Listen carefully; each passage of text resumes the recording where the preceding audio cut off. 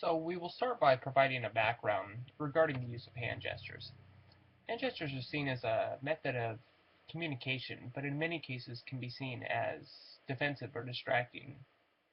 Many of them communicated unconsciously, and in many cases cannot even be remembered, let's say 5 minutes after using them.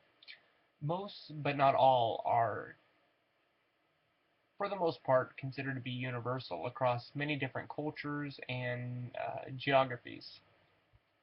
For example, some gestures, such as those we observe as signs to show respect, friendship, aggression, fear, or other emotions and feelings, appear to be fairly universal. The handshake has been a universal greeting for close to 2,000 years, dating all the way back to ancient Greece.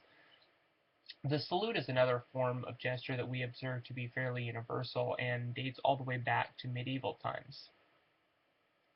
Knights used to dress in full battle armor where they would raise their visors to each other as a sign of mutual respect. These were observed to be the earliest signs of saluting throughout history. Some gestures vary from culture to culture, such as Chinese knuckle tapping. This form of gesture is observed where people basically curl their middle three fingers on their right hand and tap their knuckles twice on the table. This is said to be a silent gesture, simply as a form of just saying thank you. These forms of communication that people do when their mouth is full dates all the way back to Imperial China.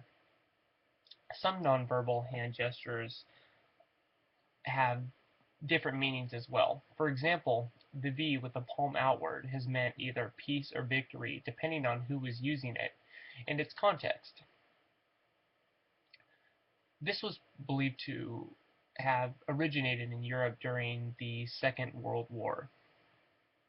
During the war, countries such as Great Britain, Belgium, the Americas, and the Dutch used the V as a sign of victory and a sign of solidarity and defiance against the aggressors of Germany. Eventually, the V with the split index and middle fingers raised became a sign of peace in the 1960s, which has continued until today.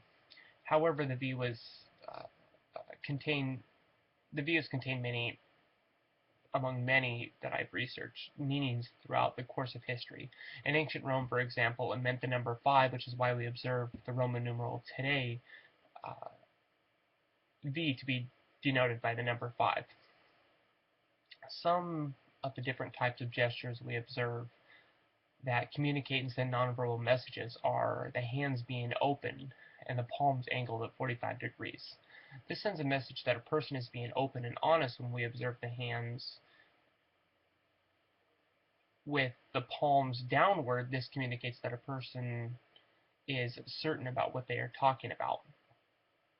Another example is when we observe people with their palms facing each other and their fingers together, we notice that they are communicating that they have expertise about what they are talking about. When a person has their hands grasped in front of themselves, it communicates that they are either nervous or tentative, just like it would if they were touching their face, their neck, or their hair.